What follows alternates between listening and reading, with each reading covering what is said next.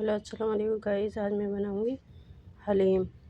1 kilo गोश्त तो ले लिया, इसको अच्छे से वॉश कर लिया। ये कुकर में मैं ऐड कर दूंगी। कुछ बेसिक मसाले ऐड कर दूंगी।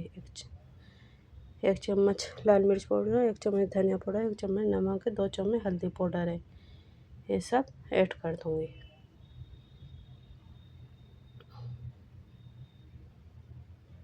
गोश्त में 2 सीटियाँ लगा लूँगी। देखें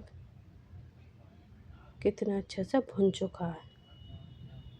ये हलीम उबल चुका है, कितना प्यारा कलर आया है माशाल्लाह। अब इसको मैं मैश कर लूँगी।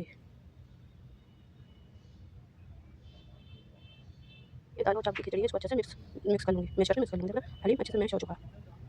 ये सब मैंने कट कर लिया। एक प्याज ले लिया, 5 हरी मिर्चें हैं और एक मूली को कस लिया है, फ्राई हुई प्याज है और 2 नींबू हैं। हलीम बनकर तैयार हो चुका है। इस तरह से